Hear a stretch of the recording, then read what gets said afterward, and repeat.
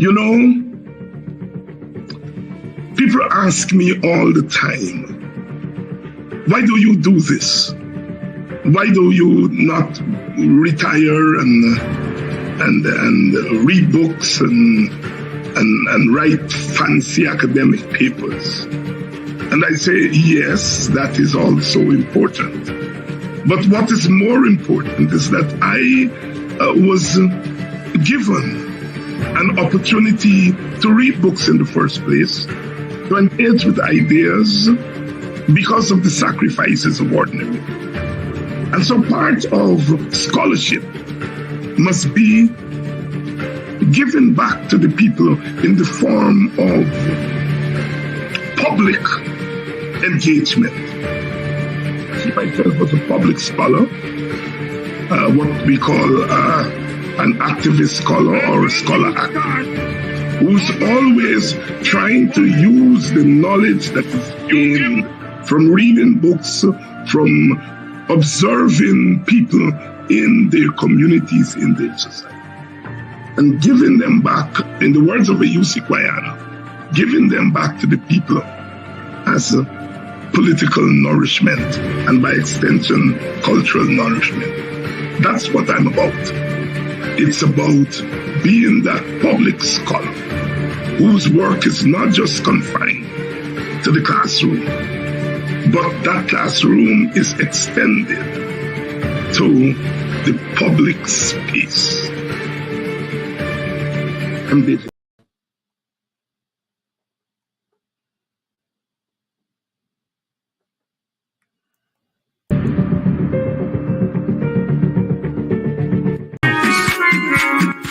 Please help keep Politics 101 on social media and broadcast television.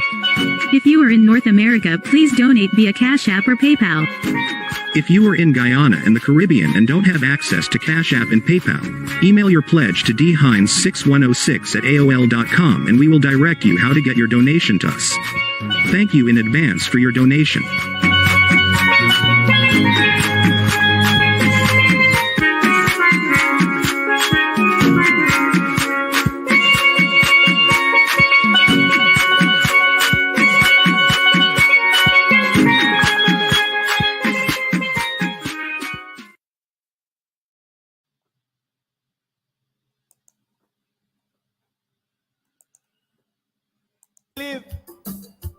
And for some reason or the other, we look for that.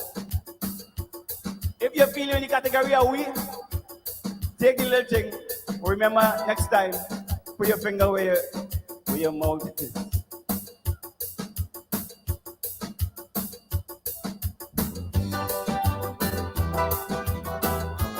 Bam, bam, bam, bam.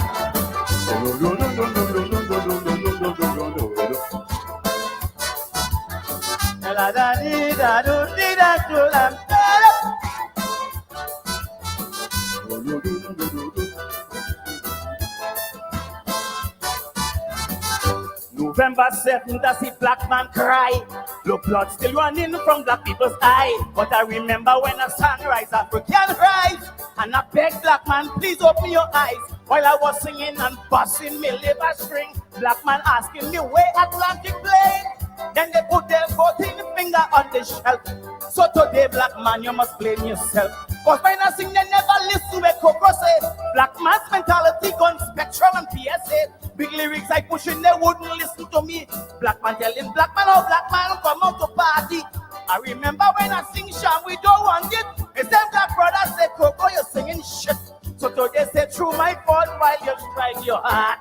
Black man, all you look for that. I wonder why black man always want that kickstart. Black man, all you look for that.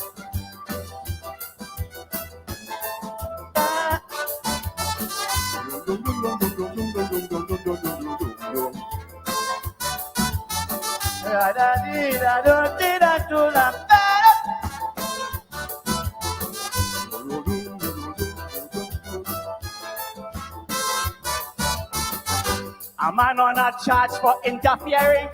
Black man, all you still go and vote for him. Black man, how on earth you could condone this? Your daughter might have to work in this man's office. Then imagine this sex silver-headed pest. Quail fingers under your daughter's dress. Me and saying that Patrick should have win, sir, but eating Trimbeka would have been better. All them women who went betting the other day about this maniac, where all you have to say concerning this thing, all you silent and talking peace. So the office girls must be at the mercy of this peace. He was charged, so whether it is false or true, I'm concerned because I have a daughter too. I'm talking from your heart, I'm telling you, black man, oh, you look for that. Why black man always want a kickstart? Black man, oh, you look for that.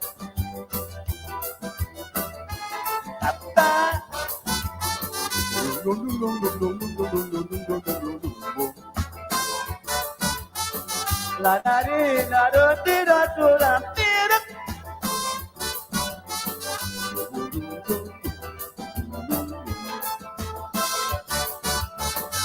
Tobago, I am really surprised about you, but I realize, oh look at gets too. Who would have believed both of them with a side with Band-Aid and give away Tobago's best holiday? How two of them could sit down on the wrong table and argue well the best for the whole Tobago people, but all you cannot quarrel, all you cannot fret. That's where you ask for, that is where you get. At the Robinson on behalf of the African, with 2 seats press, you had the ball in your hand. I spoke to Leroy Clark and Capra Cambon, and up to now I can't understand where went on. You went and was knighted up in Africa, but to your black brother you prove a traitor. If I go back I return and the shooting start.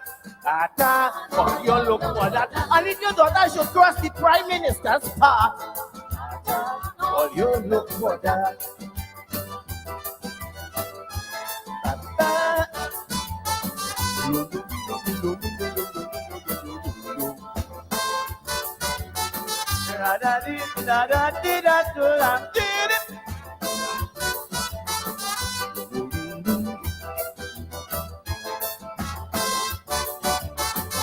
Remember slavery on the plantation?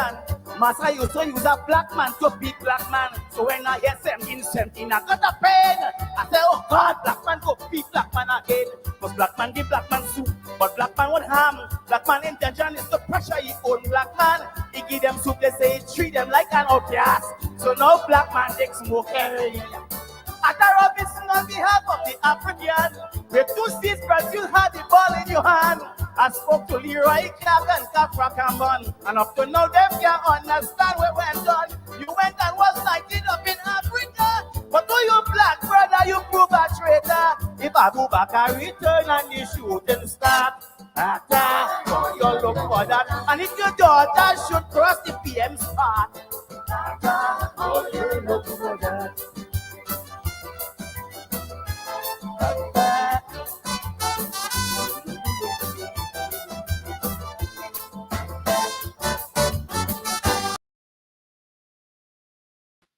Oh yes, oh yes, oh yes, oh yes. Black man, all you look for that. All you look for that. Why black man always want a kickstart? The mighty Crow, one of the bad boys of Calypso, Weston Rollins, they call him the midget, the mighty midget. Crow, black man, all you look for that. He was, of course, singing there about the election in 1995, when there was a tie in Trinidad, 17-17, and Arthur Robinson, A&R Robinson, gave his 2 seats from Tobago to the UNC, Pandy, so that they could form the government. And there were some black people who voted for the UNC. And a year didn't pass and they start a ball. Crow, of course. Self-criticism. Black man, all you look for that. Why black man always want a kickstart? Good evening and welcome to Politics 101. We continue in the conversation. Please share the link. Please share the link. It's Thursday evening, and we've been talking all week.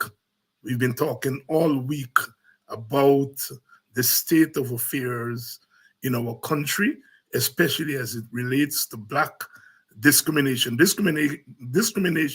against Black people, but that it has gone beyond discrimination to oppression, And we have had a lot to talk about. I have been critical of the PNC and their attitude to this question of Black discrimination against Black people, oppression of Black people.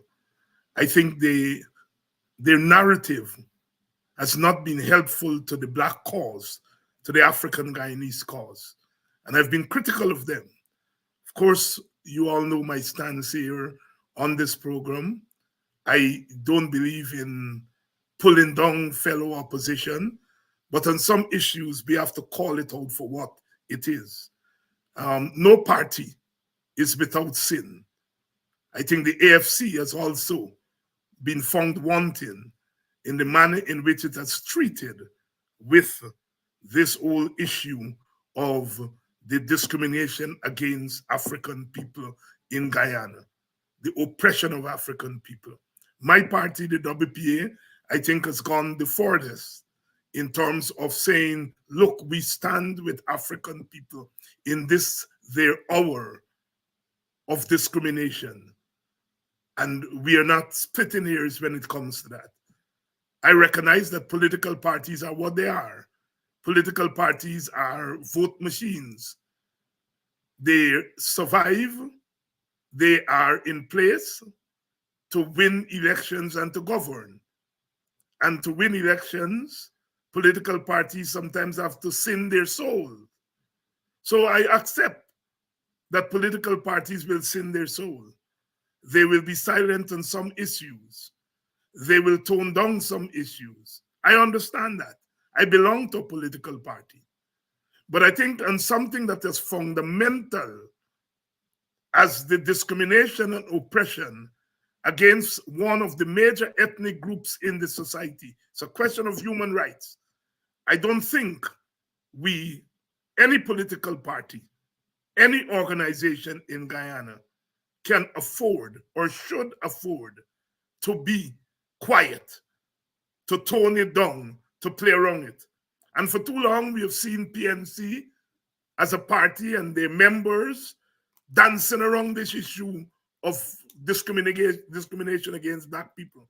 They're always saying, well, Black people are being discriminated, but Black people are being discriminated, but nothing. Black people are being discriminated, period, on a scale that we have never seen in Guyana. Have the governments before been discriminated? I'd be dishonest to say that the 57 to 64 PPP government did not discriminate against Black people. It did. It did.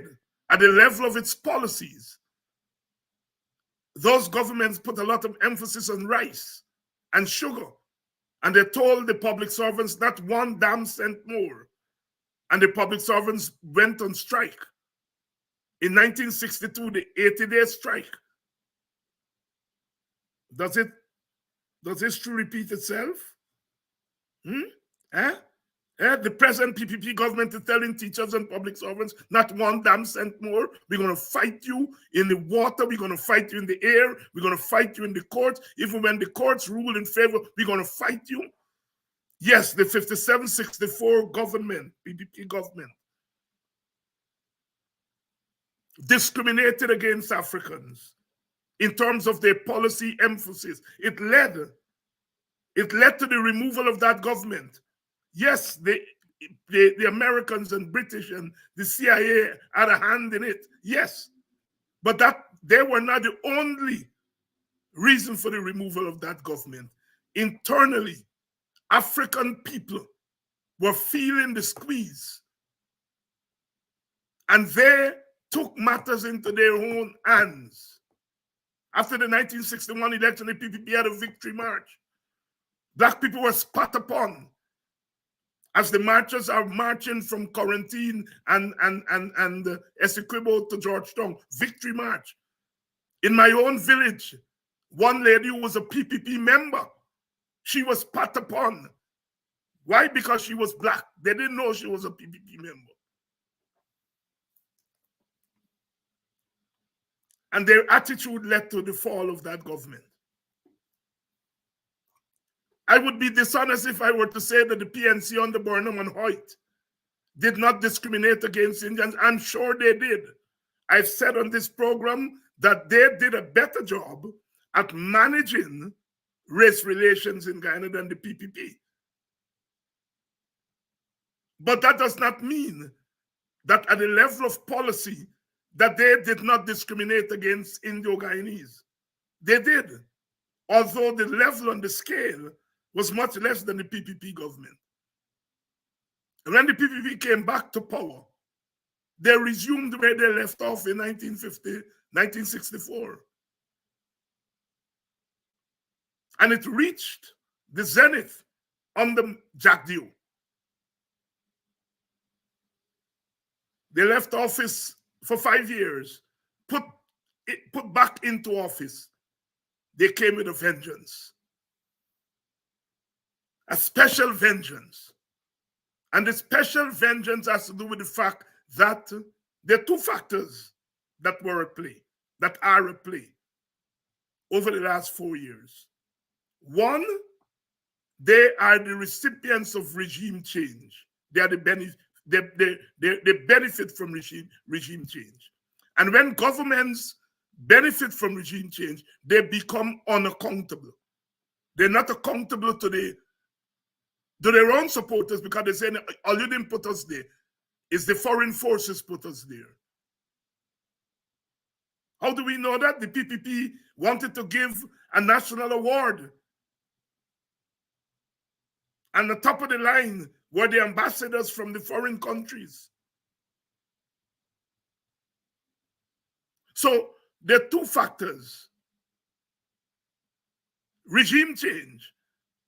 A government comes to power, it's not accountable to its own people. It's not accountable to the opposition. And then in turn, it's not accountable to the foreign forces because it's saying to the foreign forces, you need us in place in Guyana. Because you kick out the others, which means you didn't want them. You wanted us. And we know that you want us. And so we're going to thumb our nose, if not you. Unaccountable government. That's what happened when there is regime change. But the other factor is the bigger factor, and that is the fact of oil. I noticed Asghar Ali says there are 11 billion barrels of oil. All the experts are saying we have close to 30 billion barrels of oil reserves. The government is not publishing how much we have in reserve. Professor Thomas first pegged it at 25 billion. It's now up to 30 billion. That means untold wealth, unprecedented wealth. And groups in society, whether they're social groups or ethnic groups, are always fighting over the commonwealth. And the more the wealth, the more intense the fight is. And the PPP in government, they have the first bite at that wealth. And they've decided they're going to squeeze all of it for themselves, their friends, their supporters, especially the rich, their supporters both locally and internationally. And they decided they're going to use the oil wealth to entrench themselves in power. And so, therefore, who stands in between the PPP and its total domination of Guyanese society? Who stands? Not their supporters, not the foreign forces, but it is the group that supports the opposition more than any other group, African Guyanese. And so, therefore, the onslaught against African Guyanese has to do with where African Guyanese are located. If any group is going to bring this government down, it has to be African Guyanese. There's no incentive for Indian Guyanese to bring this government down. It is not that Indian Guyanese are not feeling the pinch. Yes, they are. I keep saying that. But they're not feeling the pinch to the extent that they want to bring the government down. Jack Jones said no matter how they strike, they're going to still vote for we. And he's correct for the most part. The Portuguese and Chinese, who are what we call the middlemen, small groups, not interested in political power, but they're interested in their economic well-being. They're not going to bring down this government. Don't care what it does. The foreign forces will not bring the government down unless the government strays dramatically from their interests. And this government has not strayed dramatically from the foreign interests. So this runaway train, this runaway government, it has to be checked by Black people. That's it. I'm clear about that in my mind. Because Black people are the ones who are suffering the most. Exxon is not suffering. The foreigners are not suffering. Indo-Guyanese are suffering as a class of people. But as a race, they are part of the bosom. And so that softens the suffering. You know the old Guyanese saying, if I do bad, let me do bad by myself. Indian Guyanese are doing bad. But they do rather do bad under the PPP. Most of them, not all of them, most of them rather do bad under the PPP than the PNC or any other government. So there is no incentive for Indian Guyanese to rock this boat. There is every incentive for Black people not just to rock the boat, but to turn it over. I remember that old song, rock the boat, don't turn it over. Well, we saying rock the boat and turn it over because that's what we're talking about. Black people are not going to be treated as equal unless they rock that boat and turn it over. And people like myself, we're very clear about what you replace it with. In the first instance, you'll have to replace it with a coalition government, an opposition government. But ultimately, it has to be a national government.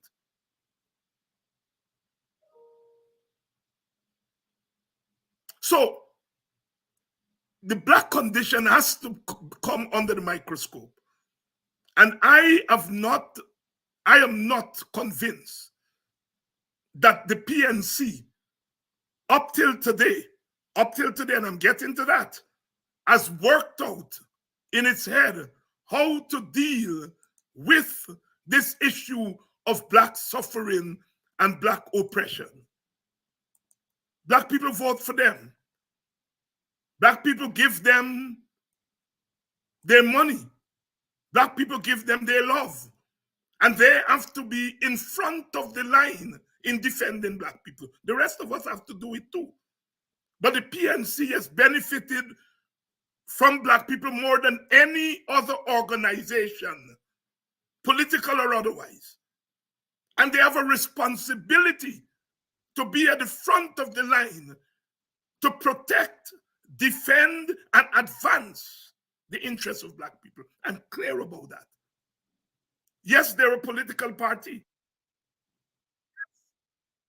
They are a political party. They are a political party. We understand that. We understand that. You see? But we are saying that there comes a time when you have got to stand up for principle. And I am not certain that the PNC has come to the party until today. Now, there is this boycott call by brothers Benchop and Burke in New York. I've made it very clear on this program where I stand on that.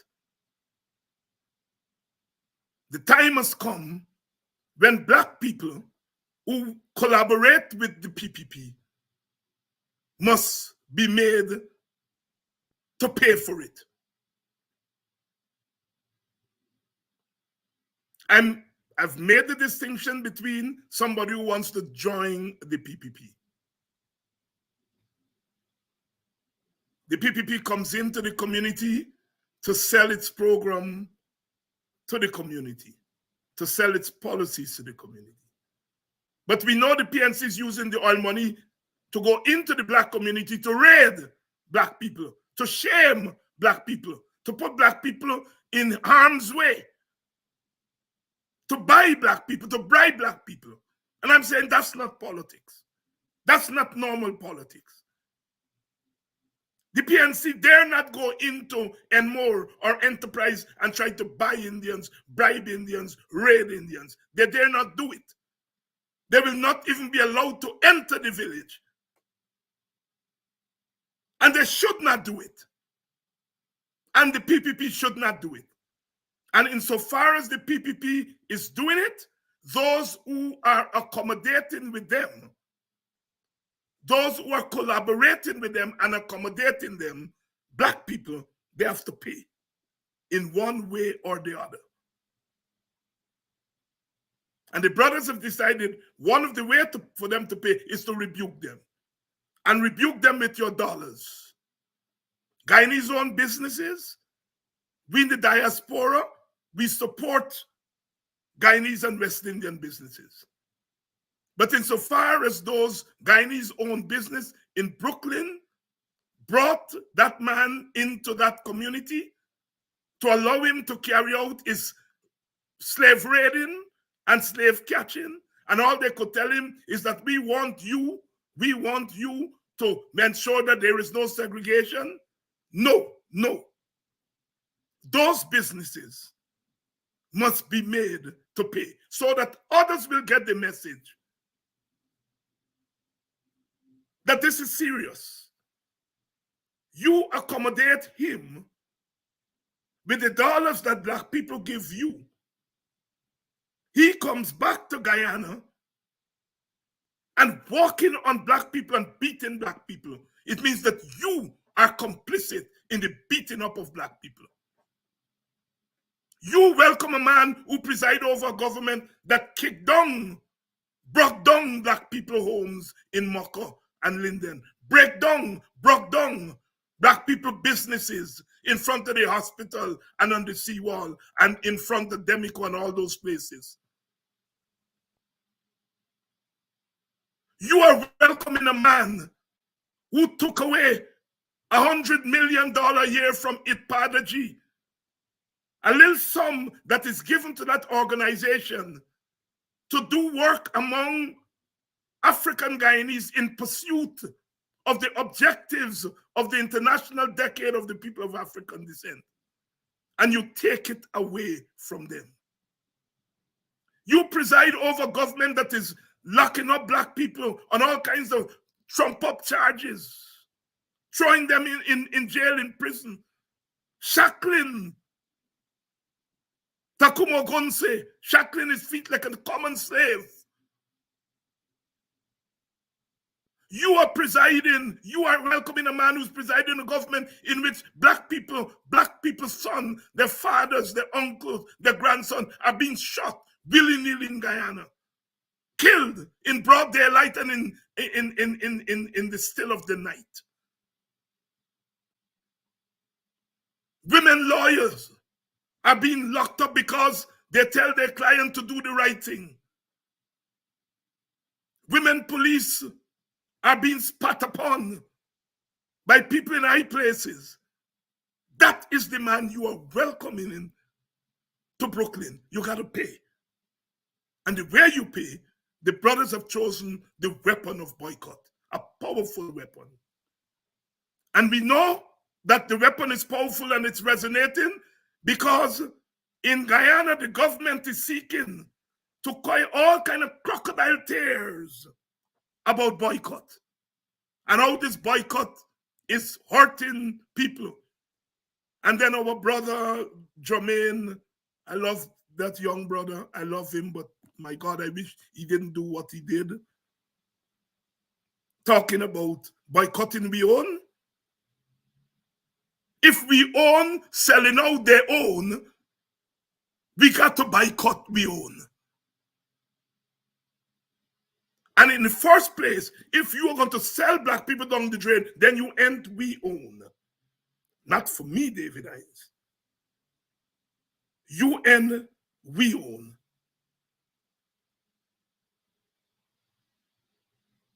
You and we own. And so we have reached a point. We have gotten to that point where we have to begin to take action.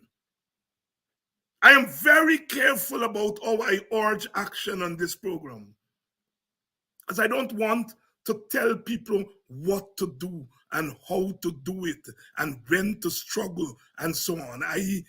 There's something about that kind of politics that it's too fake for me. So I try to stay away from telling people what to do. I feel that we've got to do the work and give people the consciousness so that they will be ready to take action as the teachers did.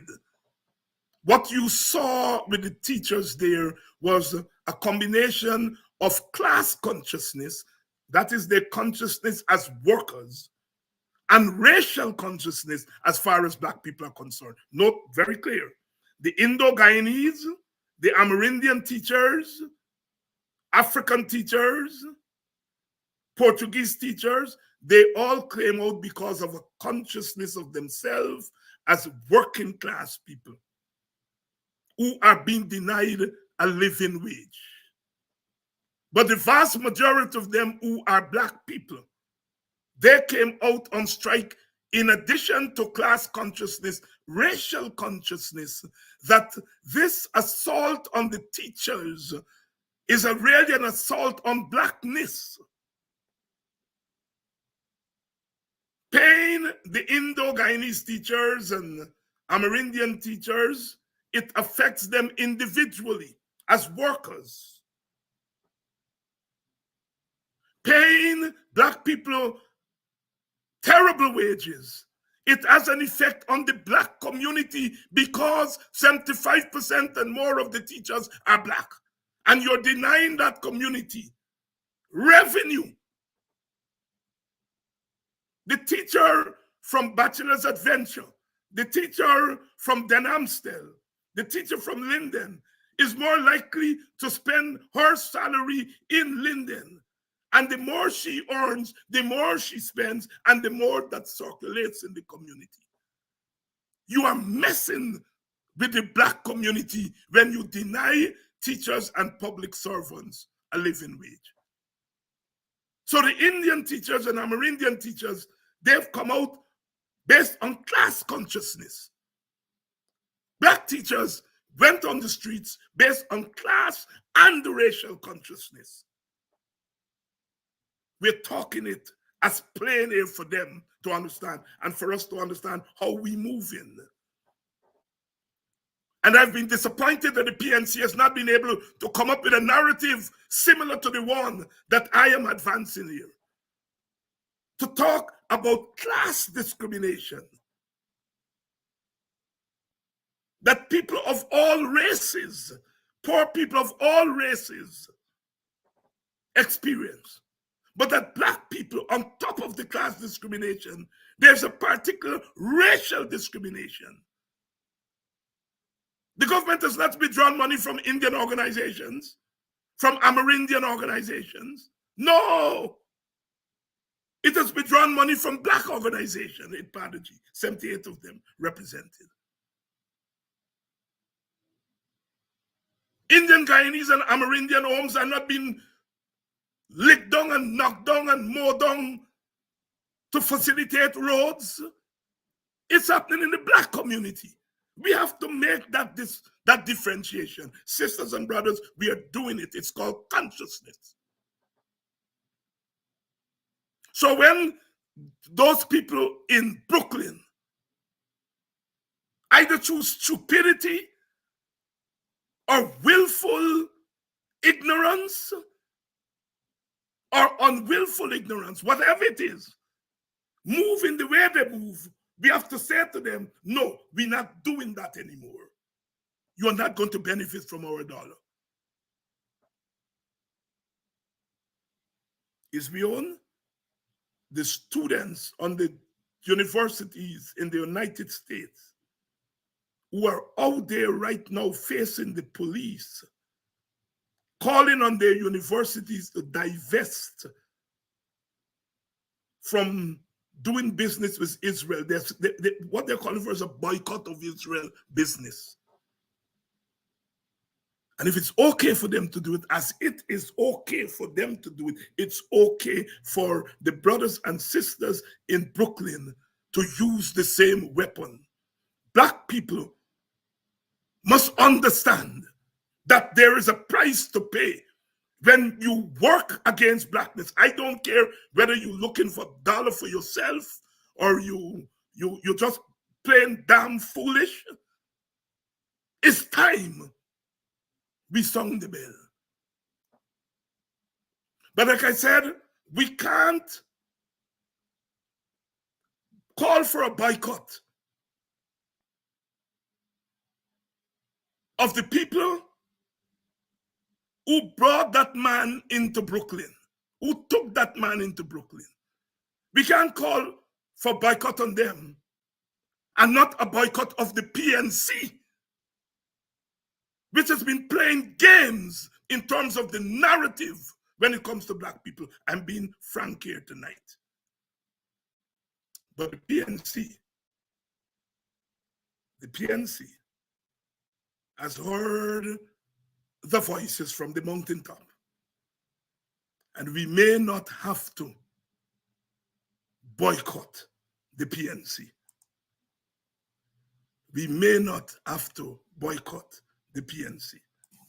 How is the opposition presence in these communities?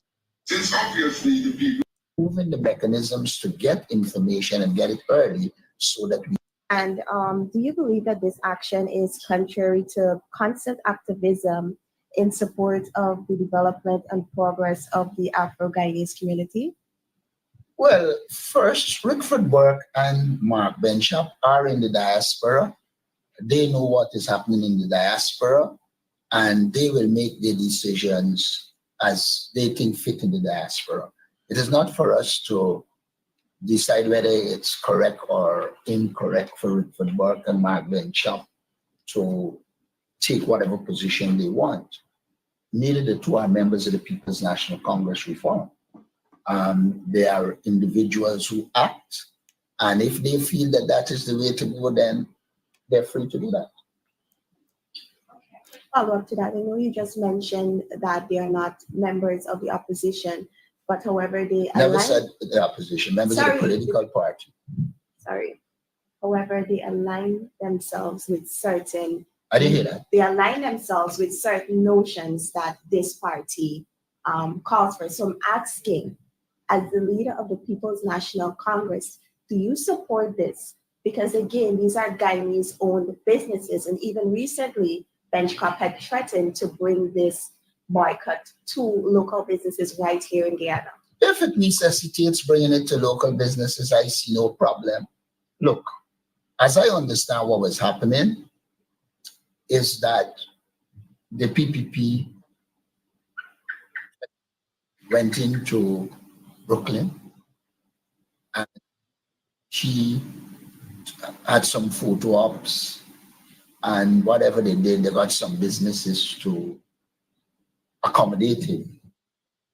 In Guyana, are concerned that the government is oppressive, and to accommodate an oppressor. We in Guyana are concerned that our resources are not meeting the people, and they're using our resources to go all over the world mobilizing support. Now, as it relates to the treatment of Afro-Guyanese in Guyana, it leaves much to be desired. Apart from using some to achieve their own objectives, they have been very, very discriminatory in practice. And if Rickford Burke and Mark Benchop believe that the way they could help the struggling Guyana is by calling for a boycott, that is their right. Now, the fact that they support the party in some issues and disagree on other issues is also their right. And so I do not intend to prevent them from exercising their right. What I can say to you is that the information before the United Nations just recently suggests that the government is discriminatory in nature. It suggests that it's a wicked political government. It suggests that they're using the resources of the government to oppress people. If they believe that that is the approach they should take, they should feel free to take it.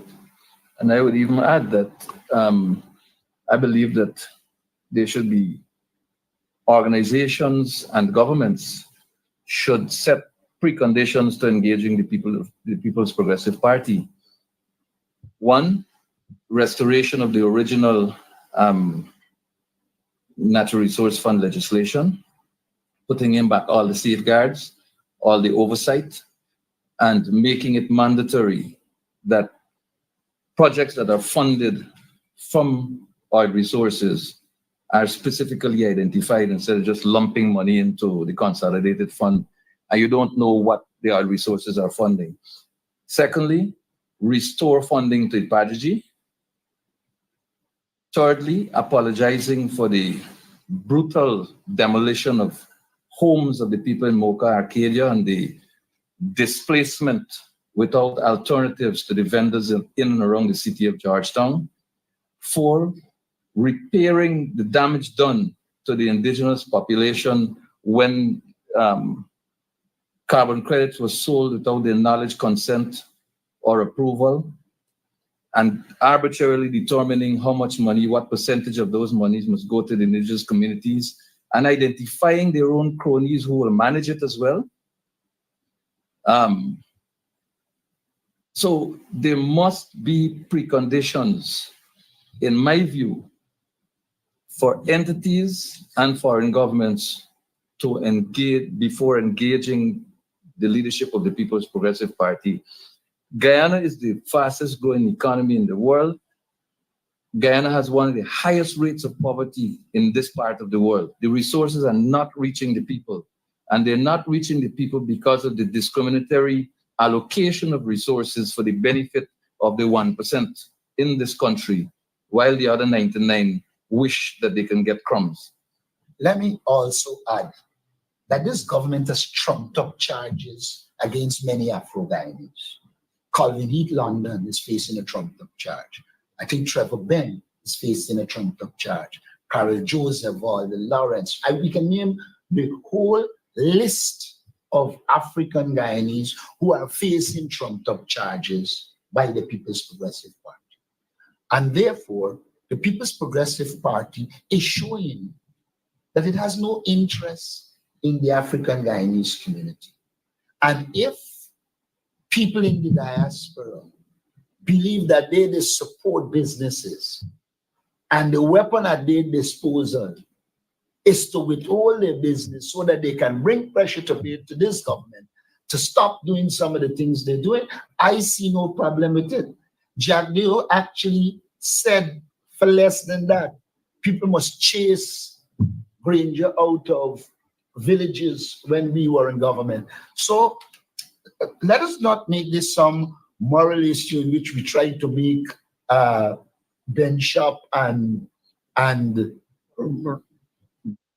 whatever. I have heard so many times people talking about these issues, but they do it in a biased way. Until now, there's no justice for Quindon Bacchus. Until now, there's no justice for Boston in Essequibo, who the police went and shot in his bed. Why is it we should have a problem if people say boycott a business because this government is oppressive, this government is in total violation of the law? Why should we be given a photo op to a president who is presiding over a brutal regime against the people in this country. Mocker, look, some simple things. When we left government in 2020, there was being built a track and field, the track in Linden, one in New Amsterdam. 4 years, this government cannot complete it. And there is no doubt the athletes that will benefit from that in the main are the African Guyanese athletes in Linden and New Amsterdam.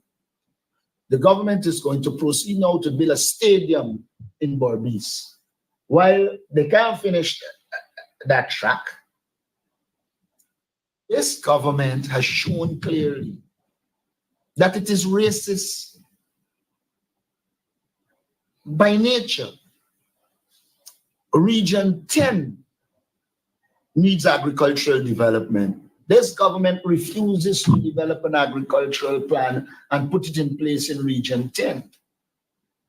This government, therefore, any action that we can take to ensure that they're held accountable and that they don't get the opportunity to possess themselves, we will support it.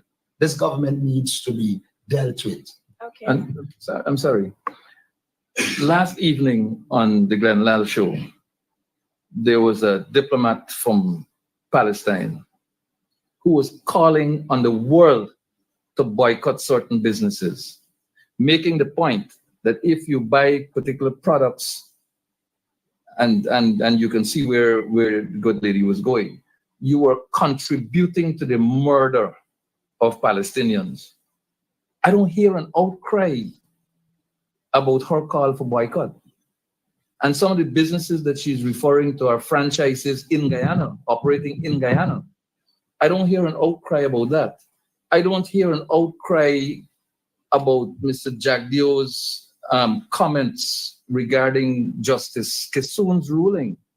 I don't hear an outcry that says Mr. Jagdio was wrong to label Justice Kissoon presumptuous because of the decision that he handed down that wasn't favorable to the People's Progressive Party. So if we're going to examine these issues, I'd recommend very strongly we look at it from both sides. And let me add as well, when you're giving 6.5% to the public service, you know what you're doing?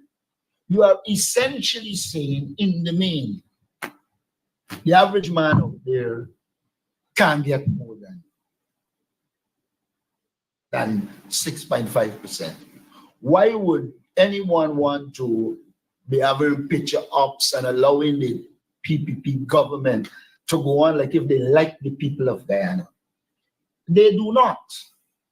You have money to put in shows. If you add up the money they put in these shows, it could pay the teachers. But you are refusing to pay the teachers, in this case, of all ethnic groups. Because one of the characteristics of the last teacher strike is that it had indigenous people, it had Indians, it had African Guyanese. You went to court. The court ruled in the teachers' favor. This government and its presidents want to have a nice time with ordinary people. Decided they are going to court to challenge a decision that is in the interest of the people.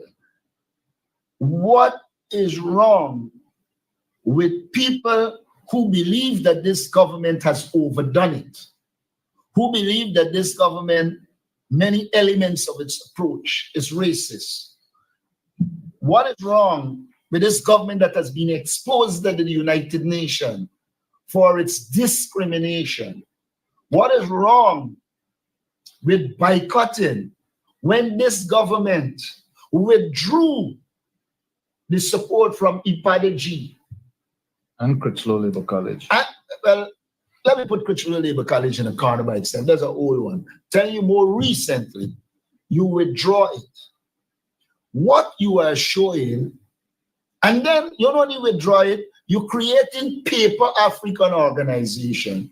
So you could possess yourself with Africans and going on like if you are supportive of the interests of the African Guyanese. I have said to them, and I repeat it here, if the government is as good and should be dialing up, let them release in the last 4 years how much land they give to African Guyanese who have applied, etc., and how much land they give to their friends, families, and favorite who happen to be of the same ethnicity as them. So don't let us paint Rickford Burke and Mark Benchap as two villains. They are part of a political process. Sometimes I will agree with them, sometimes I wouldn't agree with them, but they have the right. You want to run down the streets and protest? If you want that, that is also a right. But they have chosen the option of saying to people, look, this government is dictatorial. This government is racist. And if we put money into the people who supporting them, we are supporting the oppression of Guyanese. I see no problem with that. Yes. Oh, yes. Oh, yes. Aubrey Norton there and esteemed Marvin Williams, but Aubrey Norton more. Somebody said that David is calling for the boycott of the PNC. You almost wait a little bit now, man. Oh, Jesus Christ. The PNC has spoken the clearest that I've heard them here today. I think this is a deal breaker. It is difficult for political parties to speak to the issue of race and ethnicity. I accept that. I accept that. But when you are the party that benefits from a group that is being oppressed, you have a right to stand up for that group. And I'm very glad that the PNC has decided to stop playing games and to come out very clearly, and say where they stand on this issue. It is the clearest statement yet. I'm not saying that in the past. They have not made a statement here, a statement there. This is the clearest statement yet on where the party stands on the issue of discrimination and oppression of Black people. I'm not expecting the PNC to operate like Itpadaji. They're not. They're a political party. Itpadaji is looking after the business of purely Black people. The political party has to get votes from all races. But the majority of people who vote for that group are African Guyanese, and they need the protection and defense of that party. And I think Norton has gone a long way today in putting his party behind the issues that are affecting African people.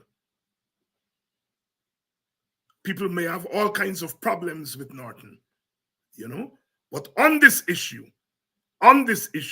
he has spoken very clearly. Give thanks, because we criticize political leaders when they fall short.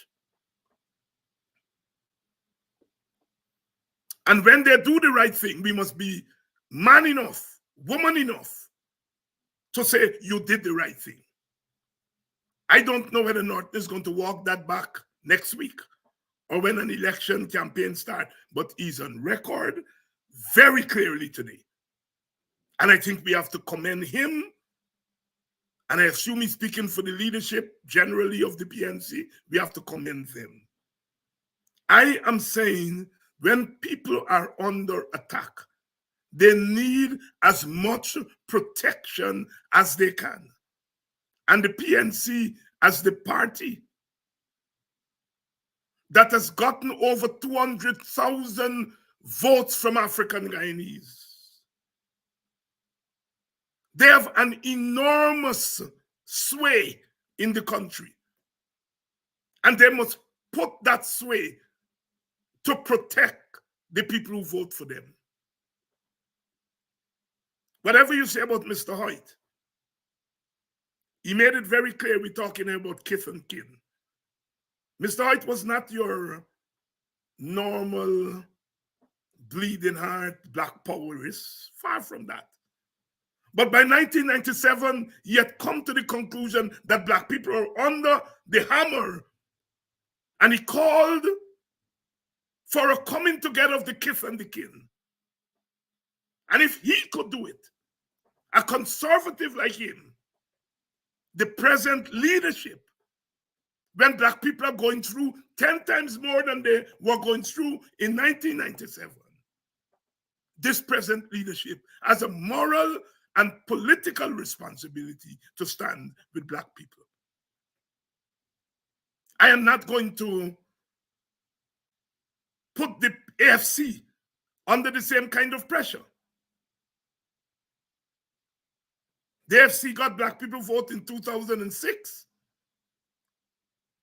when Raphael Trotman was the presidential candidate. And once the WPA and the PNC came together in the APNU, those black people left the AFC and went to the APNU. And some of them make it very clear. They went to the APNU, not the PNC. The PNC leaders between 2015 and 2020 didn't get that message. They didn't get that message. And they made a mess in terms of managing the coalition.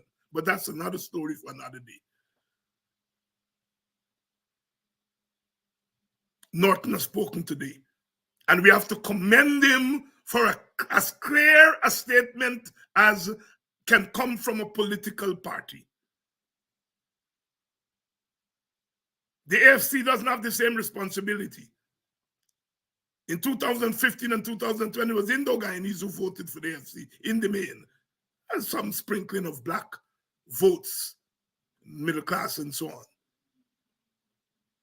But the PNC has that responsibility, and we have to be glad that they've put their voice in defense and protecting the black community. I think it's a turning point.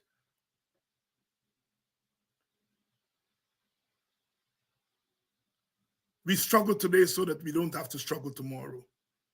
And we're reaching the point, I said a few weeks ago, it's going to be a long, hot summer.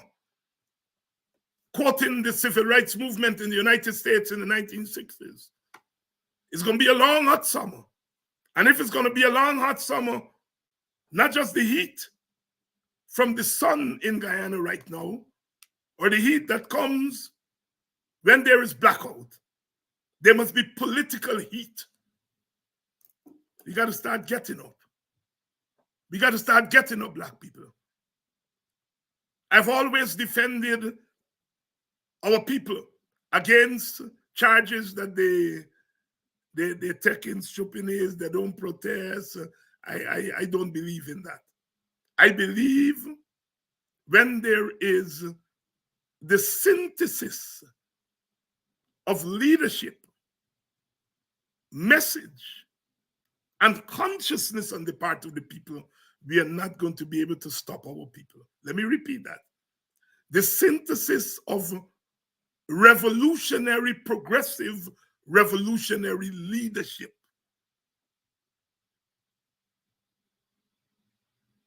When we have the synthesis of that progressive revolutionary leadership with a progressive revolutionary message, when those are joined with a consciousness among our people, the days of the regime will be numbered. They shook in their boots when the teachers took to the streets for those couple of weeks, because we saw bold, progressive leadership from the GTU. With the message that all of us have contributed to, and the consciousness of the teachers, we saw what a difference that made. Struggle is not something that you put together like a jigsaw puzzle and you say people come out today, and people are not robots.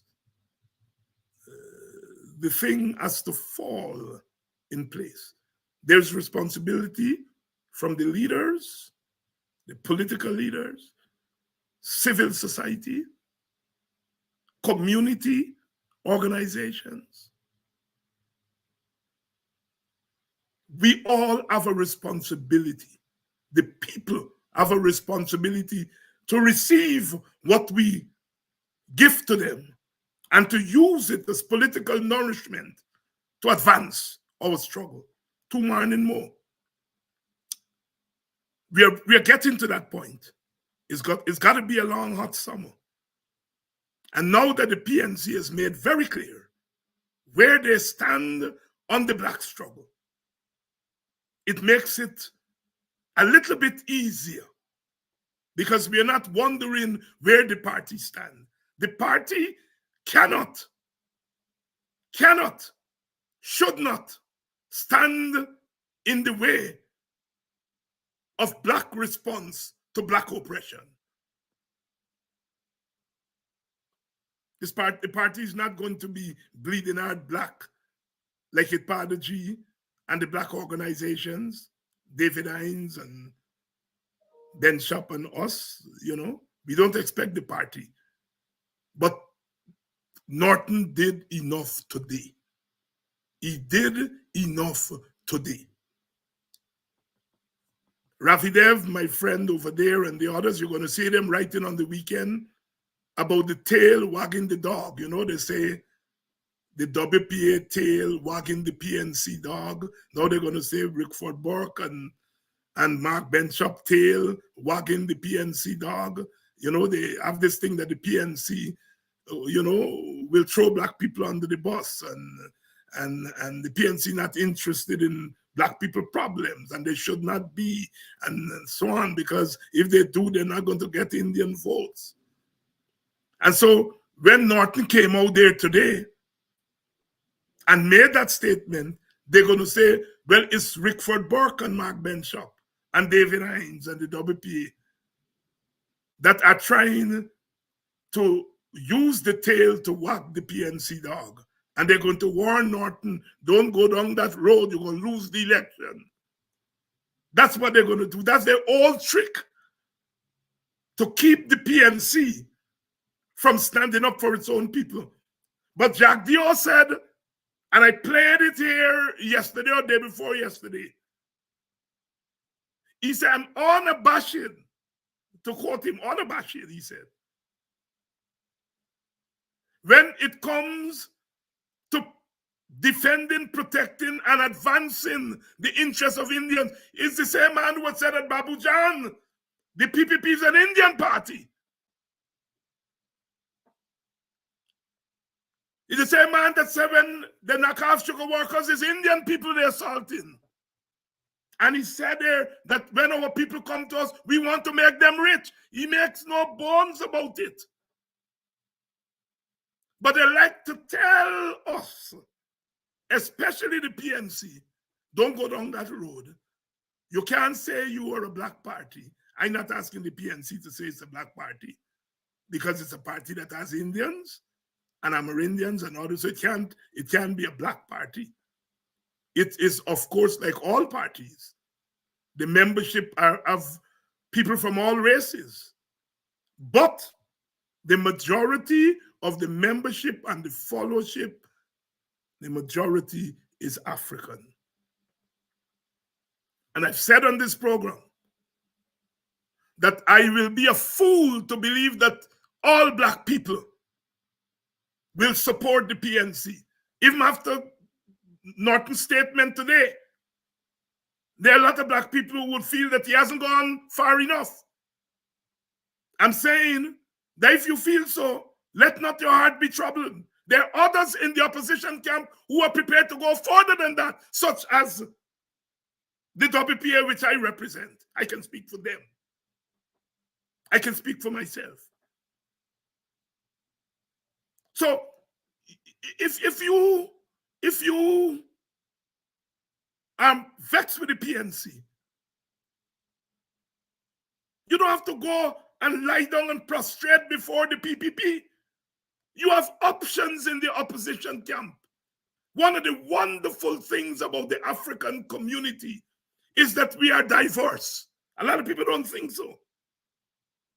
There are black conservatives and black moderates and black radicals and black PNC and black WPA and black AFC and black AGDA and black IPADG.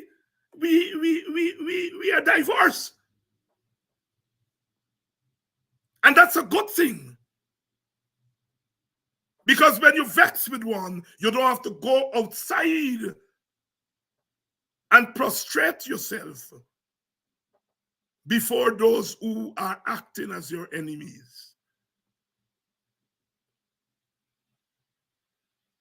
But it's good to see the PNC making a clear statement. Give thanks. Give thanks. Some of you will say they should go further.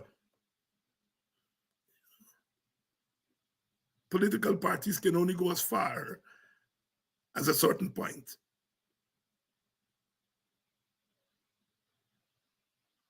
The PNC may lose a couple hundred Indian votes. They may. I hope they don't. But in losing a couple of hundred Indian votes, they may get a couple thousand, they may gain a couple thousand Africans. Some of you all will tell me, well, Dr. Hinds, you know, I can't vote for you on the WPA. I can't vote for the PNC now because the PNC talking the right language. You know, they accuse me of giving the PNC ideology. Dr. Hinds giving the PNC ideology. You know, they would like the PNC to be divided without a clear ideological position. You know, I can't give the PNC ideology. I can only advance my own ideology.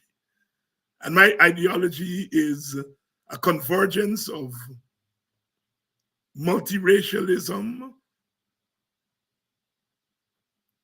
black nationalism, for want of a better term, Caribbean nationalism,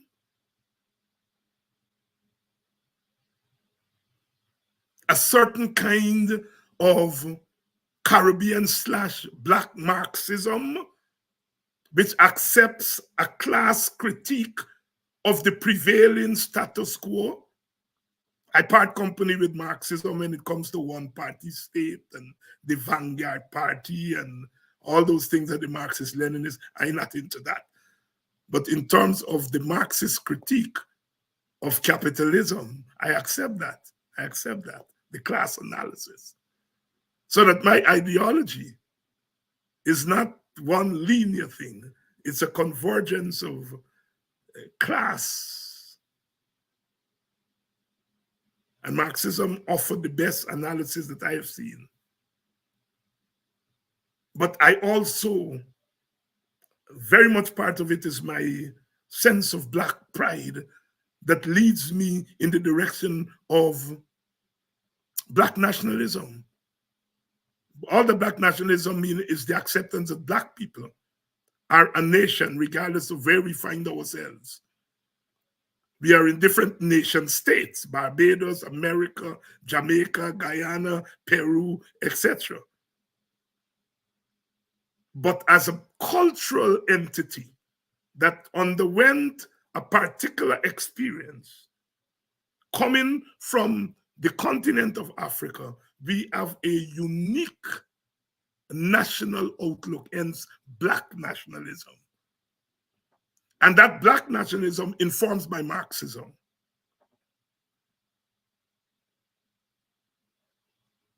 And there's nothing new about that. All the black thinkers and leaders have had to grapple with this issue of class and race.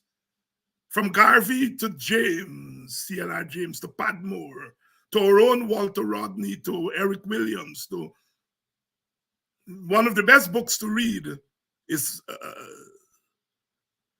Black Marxism by Cedric, why his last name is escaping me.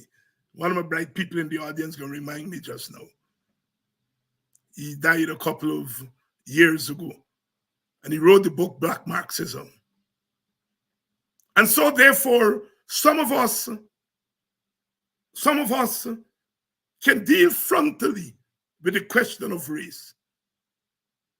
Cedric Robinson, probably the best book on Black Marxism, Cedric Robinson. Some of us can deal frontally, and some of us, like the leadership of the PNC, has to deal with it frontally, but not at the same temperature as the rest of us. I'm glad the PNC has made that statement today, and we are going to be looking to ensure that they remain true to that statement. You see, I grew up with people like Clinton Collymore and Cyril Belgrave, Harold Snag, Shirley Edwards, and so on, who all PPP, luncheon coming late. He came in 1980, and some of the others are crossover. Rohi, who was part black. My thing with those brothers and sisters is whether, in fact, as a minority ethnic group in a party that is majority Indo-Guyanese, and obviously the party will lean towards Indo-Guyanese, as African people, do you represent yourself in the PPP, Miranda? Do you represent yourself, or you represent Africans, or you represent both? If I were to go into the PPP, I ain't going to PPP to represent myself. And that is the challenge for me with the black brothers and sisters in the PPP. To what extent your membership in high office in the PPP translate into progress for Africans as Africans. I'm told privately by people that Luncheon made some little moves in that direction. But none of the others, so far as I know, has ever taken a black position within the PPP. I remember Angela Davis being a member of the Black Panther and the Communist Party of the United States of America. Very clear, very clear. She wasn't just a member of the Communist Party. She was also a Black Panther. And her blackness informed how she operated within the Communist Party. These staffs belong to the PPP. They don't belong to any black organization. They don't. I hear one who's the Minister of Labor, who first was PNC, then he left and gone with Hami. He became GGG, then he come back to the PNC, and now he's with the PPP, and sitting down on shows and telling black people they must take responsibility. The whole white racist attitude to black people, that we are irresponsible, you know? As a black man, what responsibility is he taking in the PPP? Is he representing black interests? You like to say people like me don't talk for him, but I don't want to talk for Mr. Hamilton. I don't want to talk for him. That type of black people I don't talk for. But is he representing black interests? Is he saying, did he say to them, don't go and lick down those people's homes in Moko? Don't go and lick down their home in Wisma. Do not go and lick down their homes, their businesses in front of the hospital. Did he say that? Did the black people in the PPP say to the PPP, don't do it? Did they raise their voice when Quinlan Bacchus was shot and said, I am PPP? I am PPP. But the shooting of Boston and Bacchus and Headley, of black men like me, I cannot condone it. Not a word. But they're prepared to go to Geneva and to make themselves clowns, trying to defend an Indian government that is oppressing via policies black people, and they send them as minstrels, send them to Geneva to make themselves fools, defending an Indian government that is beating up their own people. What kind of fool is you? Dick Gregory would ask. And so my thing is, I don't care who wants to join PPP. But don't tell me I don't talk for black people. Because you can't even talk for your own self in the PPP. And then you telling we don't talk to black people and we're hurting our own. When you are part of a government defending that government that's hurting your own every single day, and you sit there and say nothing. And that is why I'm saying, my young brother, you have a right to express yourself. And if you feel the boycott is wrong, you have a right to do that. But understand what you're doing and how you're moving and how it will be used against black people. And it is that feeling, you know, a comrade was telling me earlier today, you know, these, especially some of the younger people in the PNC, they feel they have to be above the fray. And nothing is wrong with being above the fray. But above the fray can't be throwing black people under the bus. You're throwing black people under the bus so you can be above the bus. And I'm not saying Jermaine Figueroa started out by wanting to throw black people on the bus. I don't think so. I don't think he wants to throw black people on the bus. But he ends up doing that with that premature letter that he wrote to the media. He didn't even take time to study the issue, to talk to people in Brooklyn, find out what really the ramification. He went off. And I'm glad the leadership of the party did not align themselves with him. I hope the brother, and you know, I'm likely to see him. I usually see him every now and again. A young brother that I like. I tried to get him on this program a couple of times, never got him. But I hope I'm able to see him and we will talk. And I am very clear. I'm very clear that our young people cannot be ideologically misguided. Because as a leader, he will misguide others. I don't think he set out to throw black people under the bus. Oh no, I don't think so. But he's going to be used as a poster boy. And the PPP will start throwing doubts that he's crossing over to them. And they don't care about the danger they will put him in.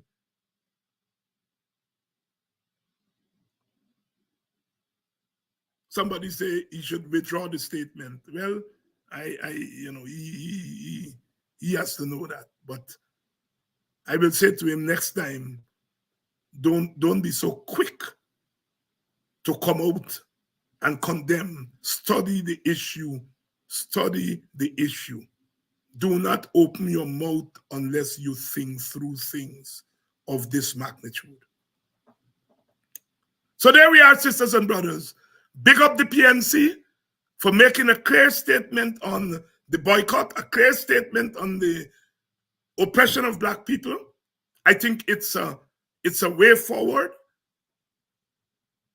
And we have to continue to hold all our organizations and our leaders, hold their feet to the fire so that black people will not be thrown in that fire more than they are in the fire right now. I love you all. Please make sure you like all our pages. Follow them. We have a new page, Open Word with Dr. David Hinds. That's a YouTube channel.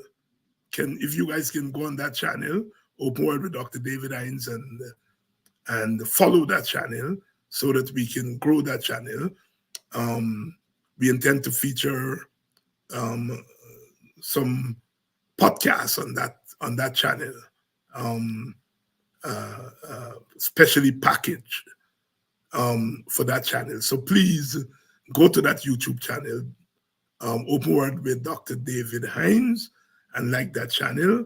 We have our other channels, Politics 101, Hinds'Sight with Dr. David Hinds.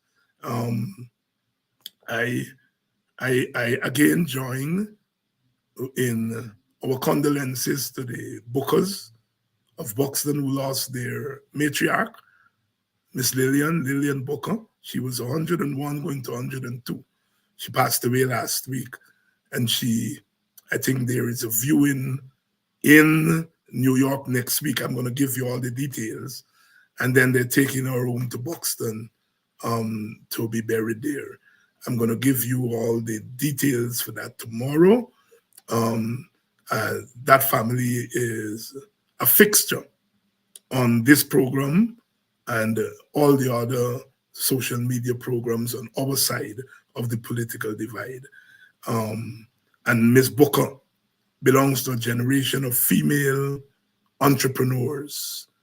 Often they're men folk, either gone in the back dam walking, gone in the bush. Some of them were civil servants. And those women refused to just be housewives and homemakers. They ventured into the world of business. And she is a pioneer. She is a pioneer for Black businesses in the villages, female involvement in business. And she comes from a business family. I know of all the sisters involved in business. Our condolences to the family, and may her soul rest in peace, and she goes back to the ancestors, knowing that she has fought the good fight, the job well done. That hymn, Anglican hymn, I know it used to be 450 in the old Anglican book. Now when I go to church, I can't keep up with the numbers. Shall we not love thee, mother dear, whom Jesus loved so well, and to his glory year by year, thy joy and honor tell. It used to be one of my favorite hymns and tribute to mothers. It used to be 450 in the Anglican hymnal. It's not 450 now. Like I said, when I go to church now, I can't find. I used to know them things by the number. Shall we not love thee, mother dear, whom Jesus loved so well, and to his glory year by year, thy joy and honor tell. We honor Sister Lillian Booker, nee Gentle. Dead, but will never be forgotten. Your children and grandchildren, nieces and nephews are flying the flag. And that is the flag of female women power. Women power. Emulating the women in the old Nile Valley, the Egyptian civilization, where women were the ones who owned property. Women were the ones who worked. Give thanks. See you all tomorrow. I think I'm going to be joined by my brother, Dr. Vincent Adams. And then I think Saturday I'm going to be with Wayne Caesar. I think I've made that promise to him. But tomorrow I'll be right back here with Dr. Vincent Adams, where we continue to suck it to them.